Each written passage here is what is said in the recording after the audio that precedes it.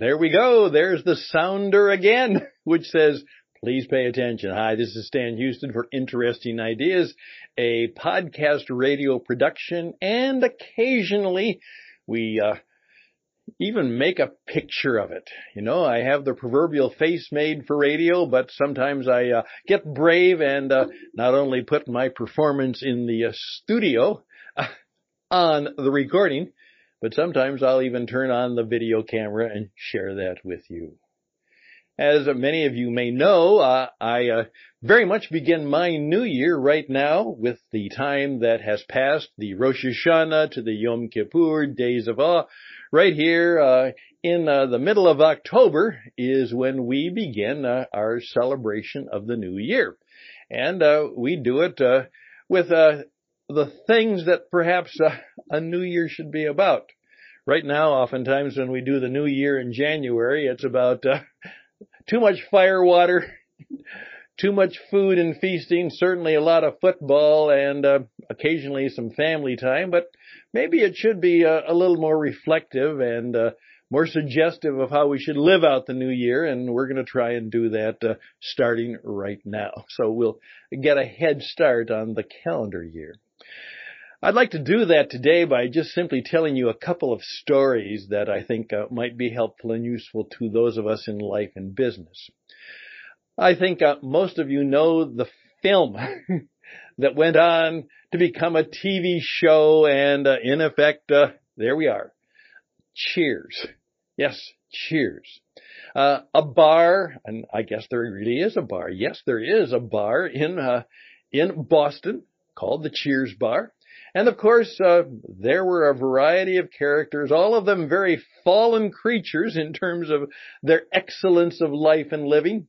But they all came together, and interestingly enough, they were tough on one another, but when things got tough, they came together. And of course, the theme of Cheers was everybody knows your name, and they're really glad you came. I oftentimes, when I gave a presentation, particularly in a church or religious environment, said that, in effect, every church should see if they could be a little bit like the Cheers Bar. That, you know what? No matter what, we're really glad you came. And everybody knows your name. That kind of welcoming ceremony, that kind of welcoming deal, you know. Hi! Welcome! And the people would share with one another and care for one another. Obviously, they'd fight with one another from time to time, but usually you could tell that they cared for one another and there was some real reconciliation. And so I would simply suggest that perhaps in maybe your church or your organization or your business, customer or colleague, they're glad you came. They know your name. And there we go. So as you're beginning your business year and thinking about the kind of business you want to be and in these difficult times, how you can be different, might say, let's do a little Cheers audit for our organization and see if we can't come up with a different way of greeting and welcoming people.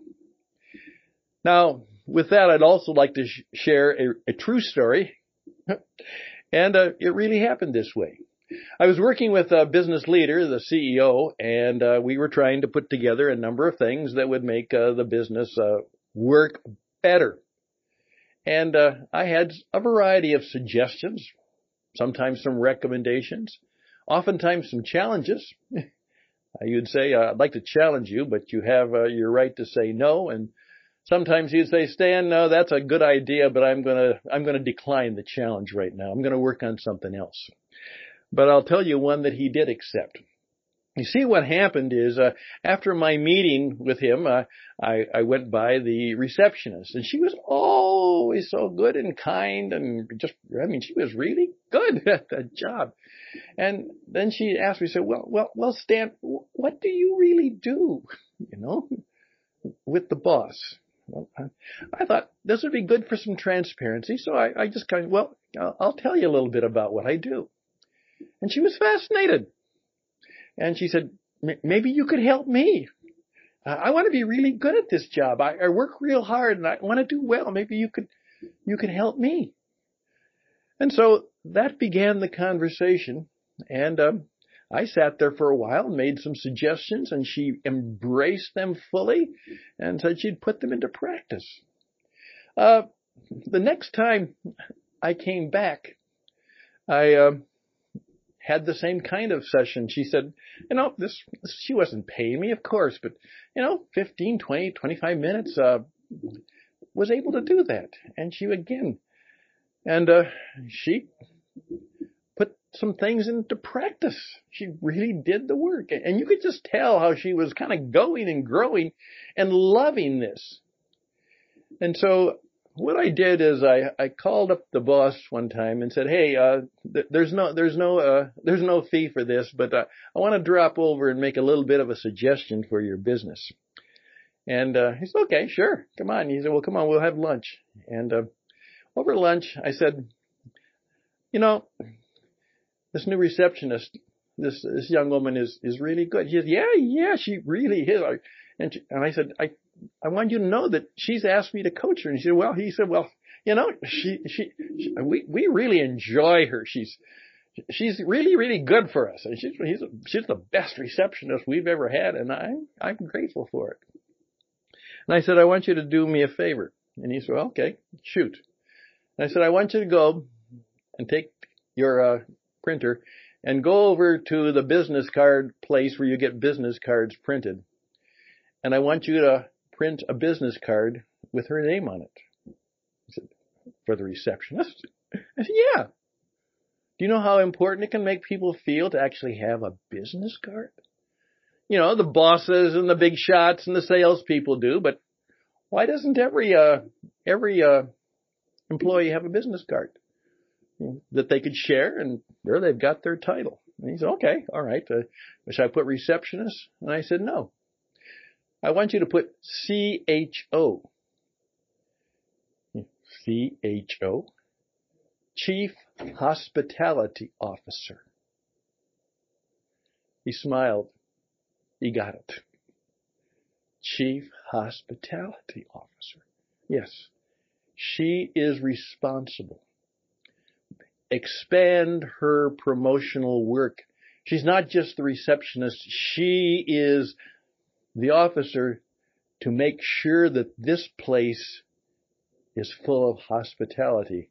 And then because I also knew that the president was a religious man, Christian gentleman, I said, one of the pastors that I knew talked about that one of the little books in the Bible called 3 John, he said, yeah, it's very short and to the point, and some people wonder why it's there. And his whole point was this: if you read it kind of in between the lines, you will see that the people are told that one of the chief gifts they could have is to be hospitable. It's actually a little bit of a direction that says hospitality counts. It's important, and hey, everybody knows your name and they're glad you came and they show hospitality. You know what? He did it. Next time I came, he did a little announcement and called, over the intercom, and the people came. So I want you to come and let's just call her Rachel. Good name. It's not her real name, but it'll work. And they came together, and people didn't know. She didn't know it was. And then while they were there, he told people that Rachel had been promoted. And then he held up the business card and said, she is now the CHO. She is the Chief Hospitality Officer. And it's her job to not only be what she is, but to help us learn how to be more hospitable to each other and to certainly the clients and colleagues and customers that come our way. There was a big cheer. The girls started to cry. And she immediately said, wait. She called up her mother and said, Mom, I'm the chief hospitality officer for the company. I'm the chief hospitality officer. Well, I don't know the full ending of the story. I'm assuming that things went well for her. The boss was thrilled, got a good lesson. He said to me, that's the best thing that has ever happened. And all I did was print some business cards and change people and change some lives and maybe change my business. He said, unfortunately, your fees aren't that cheap, but they sure are worth it. And I'm very grateful. And ever since then, I've always been saying that business leaders should have what I call a CWO, a Chief Wisdom Officer. But make sure that somebody in your organization is responsible for the hospitality to customers, colleagues, clients, vendors, to each other, that this is a place where everybody knows your name and they're really glad you came. Just a couple of stay-in stories as we flow into 2023. All the best and blessings to you. May I suggest that you put hospitality at close to the top of your list as to what you are going to be and what your business is going to be about in these difficult times. It could make the difference. Could be.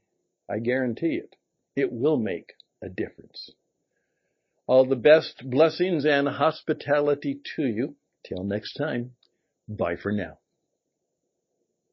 Please reach out to me, Stan Houston, at stan@witradio.net. Witradio.net is our website, and 520-664-7002 USA.